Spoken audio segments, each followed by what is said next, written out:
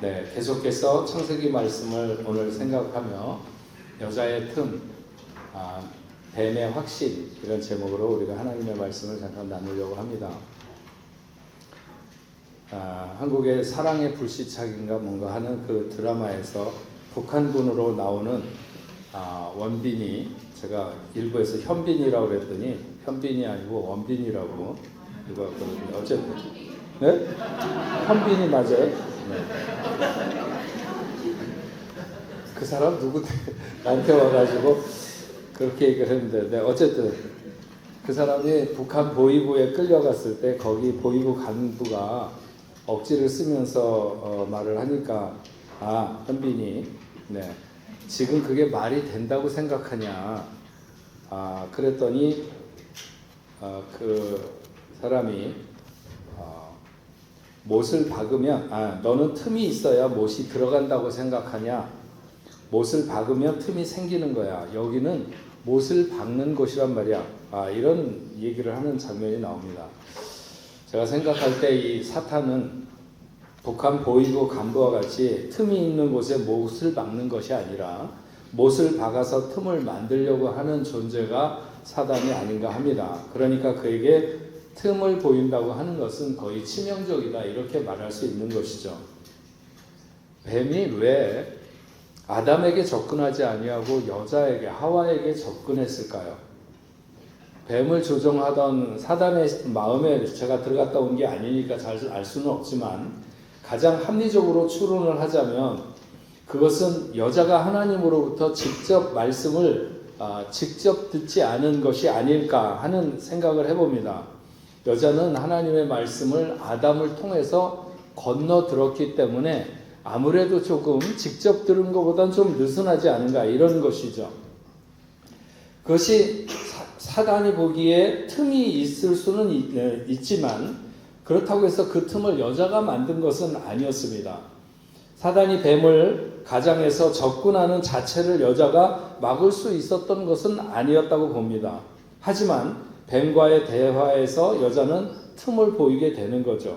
그 틈은 사단이 못을 받기에 좋은 틈이고, 결국 그렇게 쐐기를 박아서 인생이 하나님의 기대를 저버리는 것은 물론이거니와 죄의 나락으로 떨어져 버리게 되었습니다. 1절 말씀에 보면, 그런데 뱀은 여호와 하나님이 지으신 들짐승 중에 가장 간교하니라. 뱀이 여자에게 물어 이르되 하나님이 참으로 너희에게 동산 모든 나무의 열매를 먹지 말라 하시더냐. 여러분들은 어떻게 생각하는지 모르겠지만 인간이 타락하기 전에 그때 인간의 모습은 어땠었고, 타락한 이후의 인간은 타락하기 전에 인간과 비교했을 때 무엇이 달라졌을까? 타락해서 에덴 동산에서 쫓겨나기 전에 인간은 동물들과 그 교감을 어느 정도 이루었다고 여러분 생각하십니까? 혹시 타락하기 전에 인간은 모든 동물들의 언어를 알아듣고 그들과 원활하게 이렇게 소통을 하지는 않았을까? 그렇지 못할 하등의 이유가 없는 거죠. 인간이 타락하면서 만물에 미친 피해와 잃어버린 것은 우리가 다 헤아릴 수가 없습니다. 그러니까 우리는 뱀이 여자와 대화를 어떻게 했다는 것인지, 그때 뱀과 대화할 수 있었는데 지금은 왜 못하는지 여러 가지 생각을 해볼 수 있지만, 제가 편안하게 생각하면 그때는 사람과 동물 사이에 소통에 문제가 없지 않았을까? 적어도 타락해서 에덴에서 쫓겨나기 전에는. 그러니까 뱀이 자연스럽게 여자에게 접근해서 말할 수 있지 않았었나. 지금 같으면, 제가 여자들이 뱀이 좋다고 그런 사람들은 별로 못 봤기 때문에 여자가 뱀과 이런 얘기를 나누다가 죄에 빠져들게 되었다? 오늘날에 조금 생각하기 어렵죠. 민수기 22장에 보면 발람이 발락의 그 초청을 받아서 나귀를 타고 길을 나섰다가 여호와의 사자가 그 길 앞에 칼을 빼들고 서 있으니까 나귀가 그것을 보고 길을 벗어나서 자꾸 밭으로 들어가니까 이 발람이 채찍으로 나귀를 때렸습니다. 답답한 나귀는 앞으로 갈 자니 여호와의 사자가 칼을 빼들고 서 있고, 그래서 밭으로 가려고 그러니까 또 이게 주인이 채찍을 휘두르고, 그래서 나귀가 이렇게 구석으로 이렇게 자꾸 피하니까 담과 이 그 나귀 사이에 나귀를 타고 있던 발람이 발이 자꾸 이 벽에 이게 쓸리면서 이렇게 눌리는 거죠. 그러니까 이제 아프니까 다시 또 발람이 채찍으로 나귀를 때리는 것입니다. 그러니까 나귀가 이럴 수도 없고 저럴 수도 없으니까 이제 땅에 주저앉는 거죠. 그러니까 또 왜 주저앉냐고 이제 발람이 나귀를 또 때리는데, 그때 여호와께서 나귀의 입을 여시니 나귀가 자기 주인에게 내가 뭘 잘못했다고 당신은 나를 3번이나 이렇게 계속 때리느냐고 이렇게 말을 합니다. 그러면서 이 자기 주인 발람과 이야기를 하는 나귀에 대한 이야기가 나옵니다. 동물과 사람이 서로 이야기를 하던 사이였다고 단정을 해서 제가 얘기를 하면 혹시 우리 목사님 이단이다 그럴지 모르니까 제가 조심스럽기는 하지만 타락하기 전에 인간과 만물의 소통이 어디까지 이루어졌는지에 대해서 잘 모르는 일이고, 하나님 보시기에 심히 좋았더라 이렇게 말씀하셨던 인간이 오늘 우리보다 얼마나 뛰어난 인간이었는지에 대해서는 우리가 충분히 다 알 수 없습니다. 아무튼 사단은 많은 동물 중에 뱀과 일체가 되어서 하와에게 접근을 합니다. 그리고 가장 먼저 그렇게 말하는 거죠. 하나님이 참으로 너희에게 동산 모든 나무의 열매를 먹지 말라 하시더냐. 말씀으로 세상을 창조하신 것을 알고 있었던 사단은 하나님의 말씀에 의문의 부호를 붙이면서 말씀을 왜곡하기 시작한 것입니다. 하와가 아니야, 하나님이 동산에 있는 모든 나무의 실과를 먹어도 된다고 했어. 다만 동산 중앙에 있는 선악을 알게 하는 나무의 열매는 먹지 않으면 된다고 했지. 그 나무의 열매를 먹으면 그건 마치 독이 있는 것처럼 죽는다고, 그것만 빼놓고 나머지는 다 먹으라고 했어. 만약 그렇게 말을 했다면 뱀과 일체가 된 사단은 결코 하와가 자기의 어떤 유혹에 쉽게 넘어올 수 없는 존재라고 아마도 인식을 했을 것입니다. 하지만 하와의 그 말은 그렇지 않았습니다. 2절 말씀에 보면 여자가 뱀에게 말하되 동산 나무의 열매를 우리가 먹을 수 있으나 동산 중앙에 있는 나무의 열매는 하나님의 말씀에 너희는 먹지도 말고 만지지도 말라 너희가 죽을까 하노라 하셨느니라. 동산 나무의 열매는 먹을 수 있으나 이것은 사단의 의심을 잠재우며 너는 잘못 알고 있는 거야, 하나님이 다 먹어도 된다고 했어 라고 하는 의미보다는 뒤에서 자기가 붙이고 있는 말을 좀 더 강조하기 위해서 앞에다 마치 깔아놓은 돗자리처럼 먹을 수는 있겠지만 뭐 이런 거죠. 마치 겨우 먹을 수 있는 듯 말하면서 동산 중앙에 있는 나무의 열매는 하나님의 말씀에 너희는 먹지도 말고 만지도 말라 너희가 죽을까 하노라 하셨느니라. 사단의 질문은 이미 하와를 향해서 의심의 독화살을 쏘았던 것입니다. 거기에 하와는 그 의심의 독화살이 충분히 꽂힐 만큼의 틈을 보이고 있는 것이죠. 먹지도 만지지도 말라 너희가 죽을까 하노라. 하나님의 말씀에 대해 아주 안 좋은 태도가 바로 이런 거죠. 말씀을 덧붙이고 말씀을 비틀고 있는 것입니다. 하와는 마치 뱀의 유혹에 맞장구를 치듯이 하나님이 하신 적이 없는 만지지도 말라고 하셨다거나 죽는다고 하신 것을 죽을까 하노라 하는 것은 죽을 수도 있거나 죽지 않을 수도 있다는 여지를, 다시 말해서 틈을 보이고 있는 것이죠. 뱀은 즉각 그런 하와를 파고들면서 말했습니다. 4절에 뱀이 여자에게 이르되 너희가 결코 죽지 아니하리라. 여자는 자기가 죽을까 하노라 했기 때문에 죽지 않는다 확신을 가지고 이야기를 해도 하와는 반발할 수가 없었던 것입니다. 여인은 틈을 보이고 뱀은 확신의 세기를 거기에다가 받고, 이런 것이 거기서 이루어진 거죠.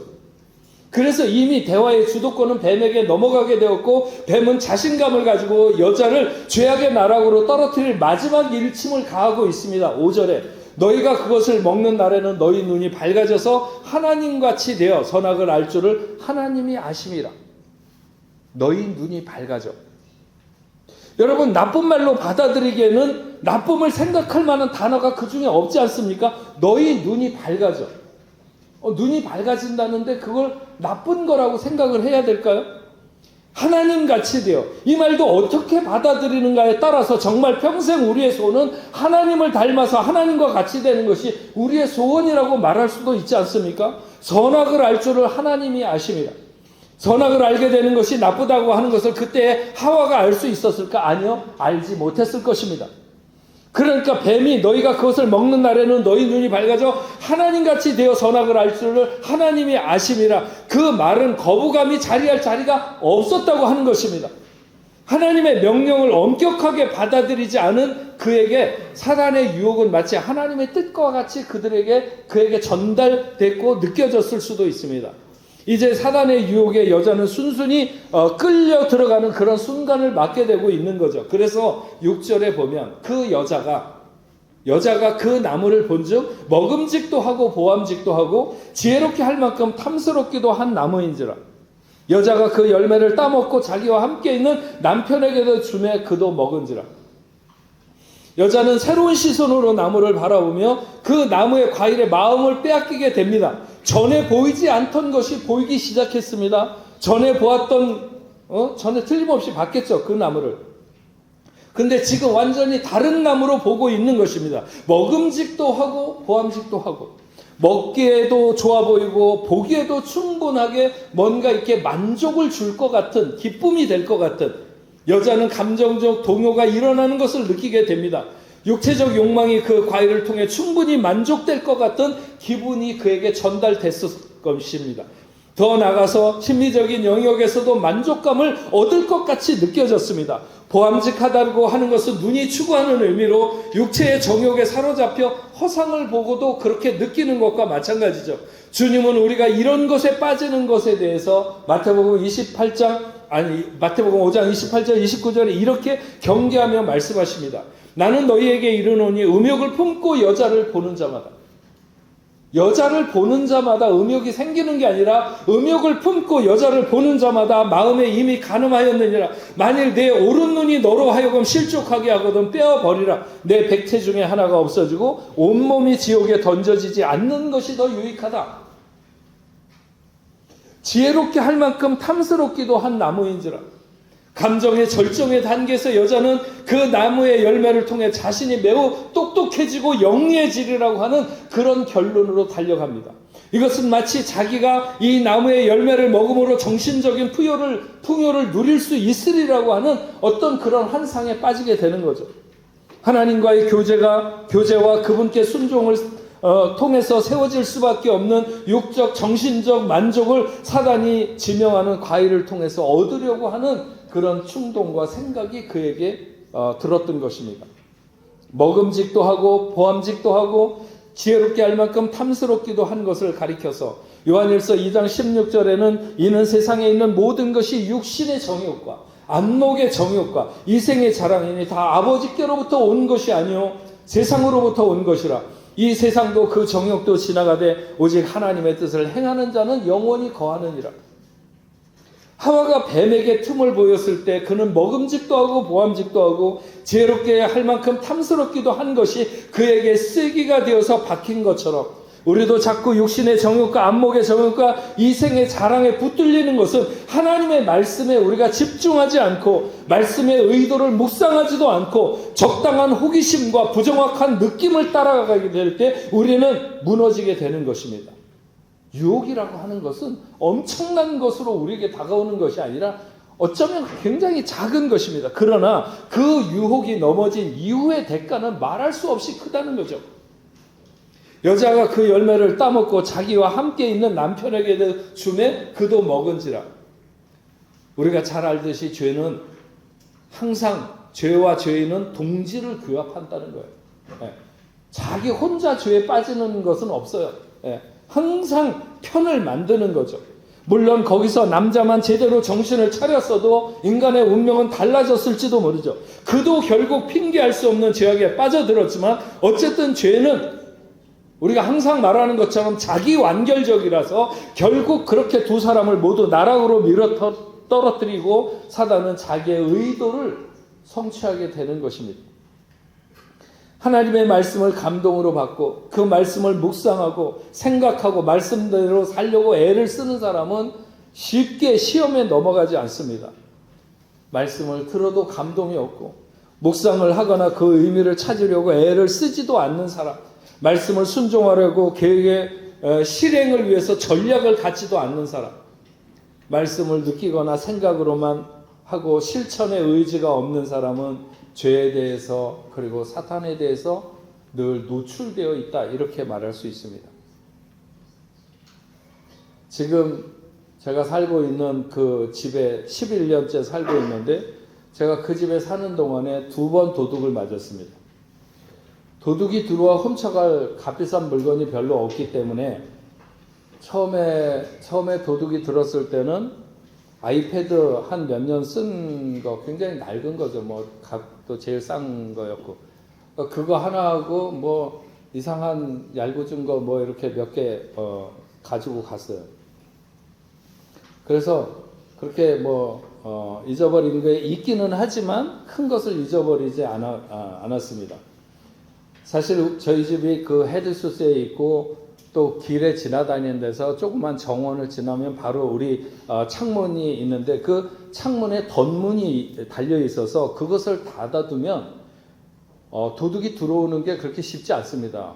그 덧문을 떼어내고 문을 여는 거는 무슨 포크레인이나 뭐 이런 게 와서 부시지 않는 한 그걸 그렇게 쉽게 떨어지지 않도록 이렇게 안에 큰 쇠 막대기로 이렇게 가로질러서 걸려 있기 때문에 그렇게 들어올 수는 없습니다. 근데 이제 도둑을 맞을 때까지 저희는 그거를 이제 안 잠그고 다니는 거죠. 처음 도둑 맞았을 때는 도둑 맞고도 너무 좋아했어요. 왜냐하면 이제 도둑들에게 다 소문났을 거다, 우리 집. 훔쳐갈 게 아무것도 없어가지고, 도둑들 사이에서 우리 집에는 이제 저 집은 꽝이야, 뭐 이런 게 소문났을 거라고 생각을 한 거예요. 그래서, 저희 집사람이랑 저랑 안심하고 이제는, 도둑은 안 들 거다. 도둑 사이에서 다 소문이 났겠지. 그런데 도둑이 또 들었어요. 아마 첫 번째 훔쳐간 그룹이 아닐 수도 있어요. 다른 사람들이. 예. 그래서 2번째 당하고 난 이후에 2번째는 뭐 옷까지 다 가져가가지고 그래서 하여튼 뭐라도 이렇게 잊어버리면 기분이 안 좋잖아요. 그래서 2번 당하고 난 후에는 문을 철저히 닫고 다니고, 코로나 이후에는 더 도둑이 극성일 듯 싶어서 더 철저하게 해서 잘 때도 꼭 문을 닫고 잡니다. 근데 보니까 우리 위층 사는 분들이 어디 저기 아프리카나 어디 가서 사업을 하면서 사는지, 저희 집 위층이 집인데 1년에 며칠씩 와서 살아요. 그러니까 늘 비워두는 집인데, 이 사람들이 오기만 하면 문을 그렇게 활짝 열어두게, 밤이나 낮이나 늘 열어두고 뭐 이렇게 왔다 갔다 하고 그러는 거예요. 그런데 얼마 전부터 보니까는 문을 꽁꽁 이렇게 잠그고 다니는 거예요. 그래서 저 집도 도둑 맞았나 보다. 제가 판단할 때 물어보진 않았는데 거의 그 도둑을 안 맞았으면 갑자기 저렇게 문을 닫고 살 리가 없는데, 어디 잠깐 나가도 문을 다 닫고 나갔다 오는 거예요. 그래서 도둑이 들었구나. 저는 우리 집에 헤드소스고 거기가 1층이니까 우리로 말하면 한국에서는 2층이잖아요. 그러니까 2층은 괜찮겠다 이렇게 생각을 했는데, 그런 그 2층, 여기로 1층 정도는 장비가 없어도 도둑이 얼마든지 올라갈 수 있기 때문에 틀림없이 저 집이 도둑을 맞았구나. 제 이건 생각에 그렇습니다. 그래서 그 집도 요즘 우리 집처럼 이렇게 잠깐 어디 나갔다 들어오면서도 문 단속을 엄청 잘합니다. 틈을 노리는 세력이 있는 거죠. 제가 생각하기에 저희 동네 모든 집들은 다 그 틈을 노리는 세력이 있습니다.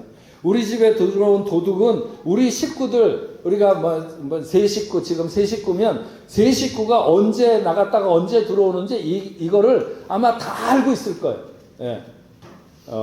그리고 다 파악하고 있는 게 분명합니다. 그래서 우리 모두가 셋이 같이 나가서 저녁 예배 드리러 간 시간, 송구 영신 예배 드리러 간 시간, 그때를 틈타서 이 사람들이 들어왔었거든요. 우리의 느슨한 시간을 노려서 무섭도록 빠르게 치고 빠지는 거죠. 여자를 유혹하던 뱀도 하나도 다르지 않았고, 어떻게 생각하면 훨씬 더 치밀했다고 볼 수 있습니다. 오늘 본문 7절 마지막은 이렇게 말씀하고 있습니다. 이에 그들이 눈이 밝아져 자기들이 벗은 줄을 알고 무화과 나뭇잎을 엮어서 치마로 삼았더라. 얼른 생각할 때 뱀이 한 말이 맞아 들어가는 것 같았습니다. 왜냐하면 너희 눈이 밝아져서 하나님과 같이 되어 선악을 알 줄을 하나님이 아심이라고 했으니까. 여러분, 우리가 습기를 타기 위해서 눈밭에 갔을 때는 고글을 끼고 물속에서는 수경을 끼듯이 하나님은 우리가 보아야 할 것들을 보기에 충분하도록 이미 해놓으셨습니다. 그런데 선악과를 따먹고 그들이 눈이 밝아진 것은 보이지 않아야 하는 것이 보이게 된 것입니다.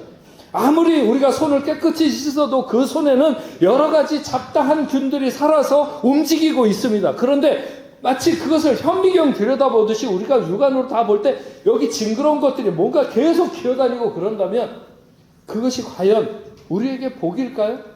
세상의 모든 것이 그렇게 꿈틀거리는 것이 다 눈에 들여다 보이면서 살아가는 것이 사는 것일까요? 우리의 눈에 밝아짐은 뱀의 유혹이고 속임수일 뿐만 아니라 결코 동경할 만한 것이 아니었습니다. 하나님같이 된다는 것도 어림도 없는 얘기입니다. 고개를 들고 하나님 앞에 대드는 사람들이 무수히 늘어난 것은 사실이지만 하나님으로부터 끝도 없이 추락해서 우리가 하나님 곁에만 가도 모두가 다 파산할 수밖에 없는 그런 인생들이 된 것입니다. 그렇지 않았으면 우리는 하나님과 같이 동산을 거닐 수 있는 사람이었습니다. 그런데 지금은 그럴 수 없다는 거죠. 무화과 나뭇잎을 엮어서 치마로 삼았더라.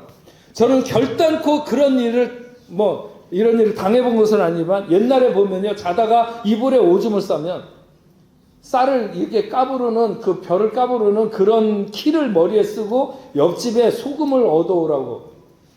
전 그런 적이 없는 것 같은데 꼭 있었던 것 같죠. 어쨌든 하여튼 그런 걸 하는데 정말 부끄럽고 어설픈 자리로 내몰리는 거죠. 이런 것을. 당당하고 영광스러운 자리로 나가는 것이 아니라 너무 초라하고 수치스러운 자리로 나가게 되는 것. 그것이 마치 뭐냐면 무화과 나뭇잎으로 그 자기를 가리는.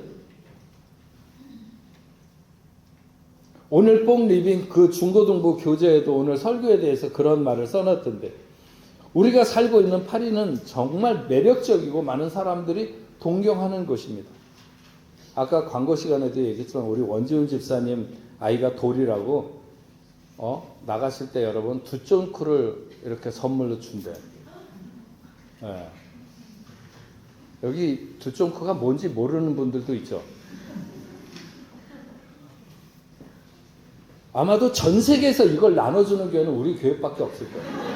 제가 이 시간에 시간 더 많이 지난다면 그런 교회가 있을 수도 있겠지만 아직까지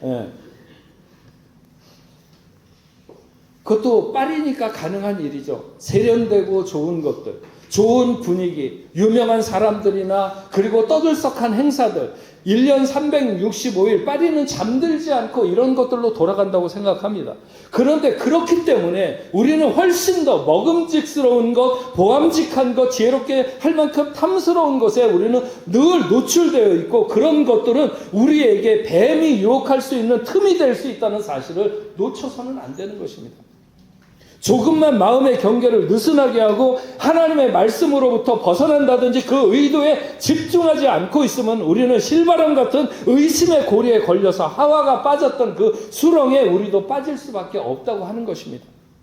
에베소서 2장 3절은 말씀합니다. 전에는 우리도 다 그 가운데 우리의 육체 욕심을 따라 지내며 육체와 마음이 원하는 것을 하여 다른 사람들과 같이 본질상 진노의 자녀입니다. 세상은 멈추지 않고 흐르는 강물 같기도 하고 때로는 낙차 큰 절벽에서 떨어지는 폭포수와 같습니다.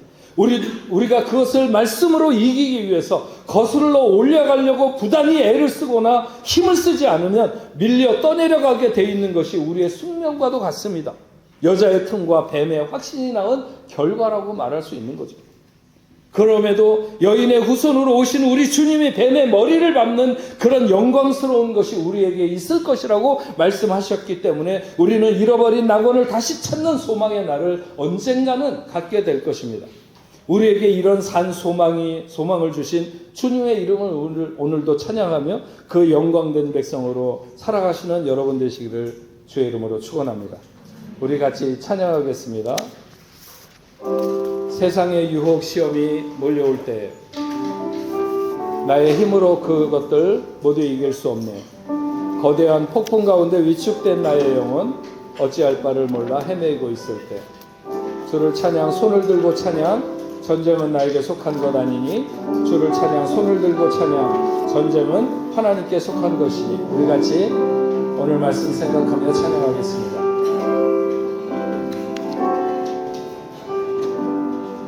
세상의 유혹, 세상의 유혹 시험이 내게 몰려올 때 나의 힘으로는 그것들 모두 이길 수 없네. 거대한 폭풍 가운데 위축된 나의 영혼 어찌할 바를 몰라 헤매이고 있을래. 거짓과 속임수로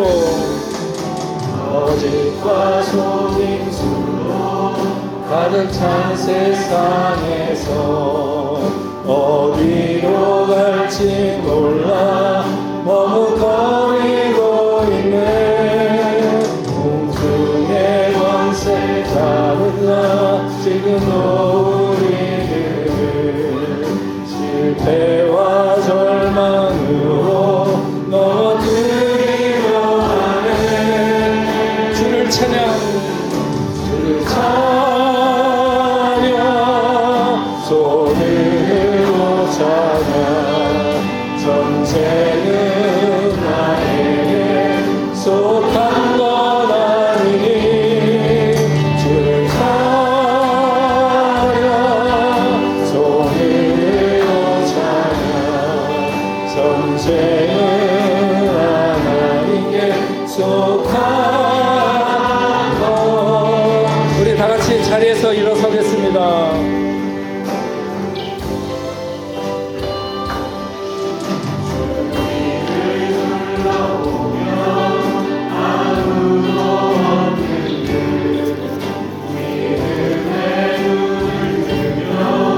보이는 분 계시네.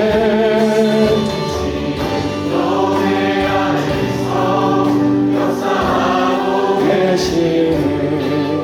사망과 어둠 권세 물리치신 예수님. 주를 찬양, 손을 들고 찬양. 주를 찬양, 손을 들고 찬양. 전쟁은 나에게 속한 것 아니니 주를 찬양, 손을 들고 찬양. 전쟁은 하나님께 속한 것이. 다시 한번 주를 찬양, 주를 찬양, 손을 들고 찬양.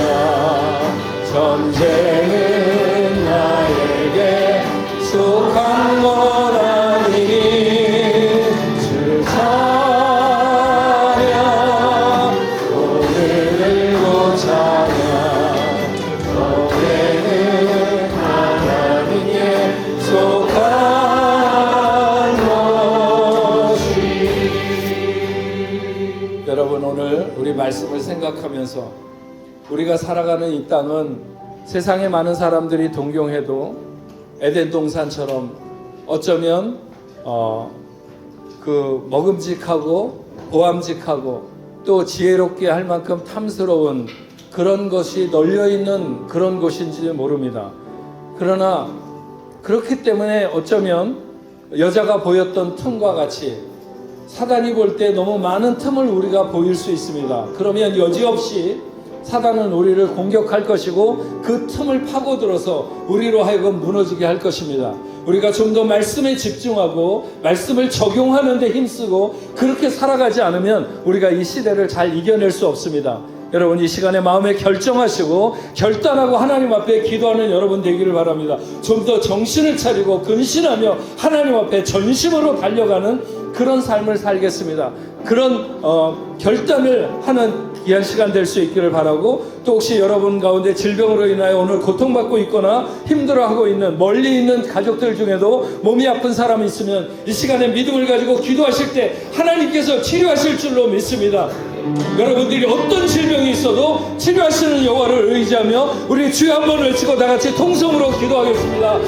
주여, 아버지 하나님, 오늘도 아버지 하나님, 저희들 이렇게 하나님 앞에 나와서 아버지 하나님과 말씀을 통해서 마음의 결단을 갖습니다. 우리가 살아가는 이 땅에 아버지 하나님 삶에도 어쩌면 아버지 하나님 하와가 당했던 것처럼 그렇게 아버지 하나님 우리에게 틈을 아버지 하나님 볼 수 있는 여지가 너무나도 많은데, 우리가 아버지 하나님 정신 차리지 않고 근신하고 살아가지 않는다면 아버지 하나님 수많은 어려움과 아버지 하나님 이런 환난으로 인하여 우리가 넘어질 수밖에 없고 하나님 앞에 등을 돌릴 수밖에 없습니다.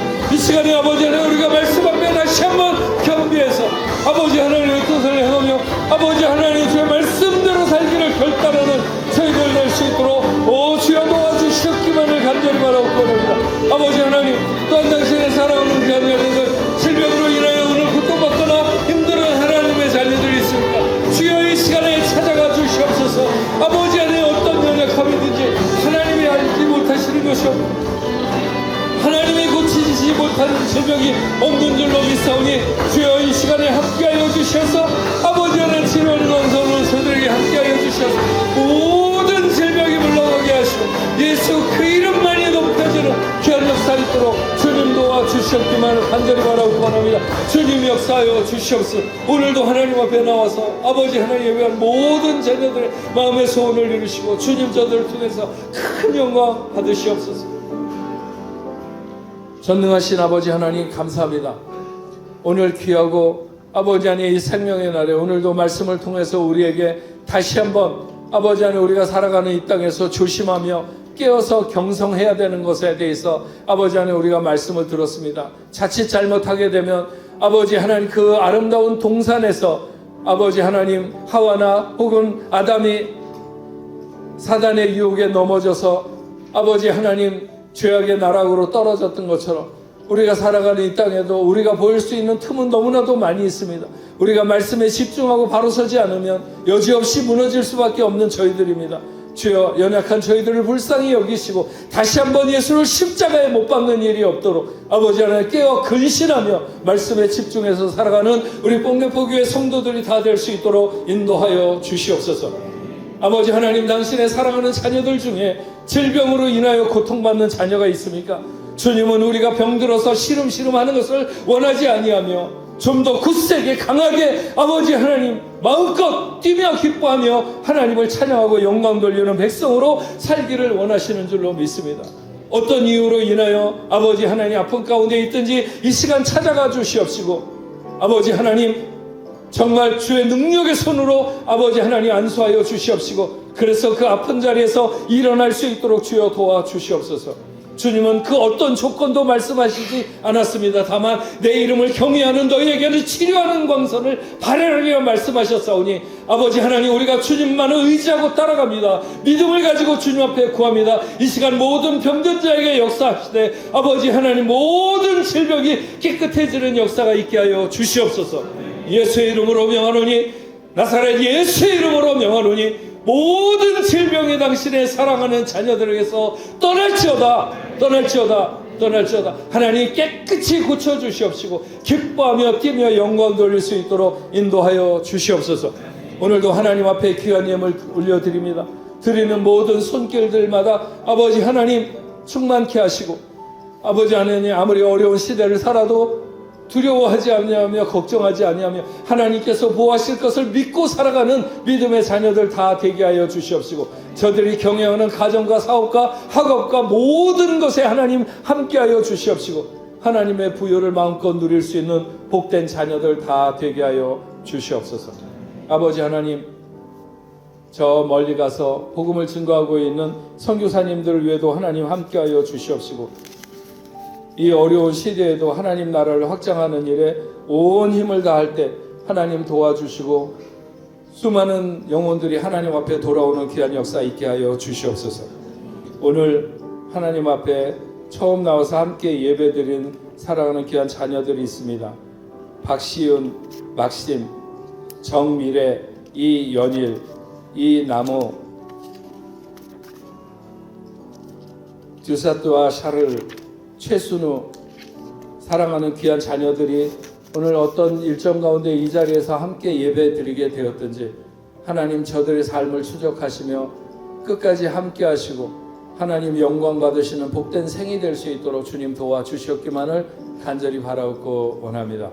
우리 복래포교회 성도들 흩어져 있는 모든 이들에게 어디에 있든지 동일한 은혜로 역사하여 주시옵소서. 특별히 우리 파리 복래포교회에서 신앙생활을 하다가 멀리 아프리카로 가는 우리 홍하영 집사님에게도 하나님 함께해 주시고 그의 걸음을 인도하시며 그곳에서도 하나님 영광 돌리는 귀한 딸이 되게 하시고 온 가족이 될 수 있도록 은혜 베풀어 주옵소서. 이제는 우리 주 예수 그리스도의 은혜와 하나님 아버지의 크신 사랑과 성령님의 감화 감동 위로 교통하심이 오늘 하나님 앞에 나와 예배하는 당신의 사랑하는 자녀들과 저들의 가정과 직장과 두고 온 고국에 세계 만방에 흩어져 복음을 전하는 모든 선교사들과 그 사역지 위에 이제로부터 영원토록 함께 있을지어다. 아멘.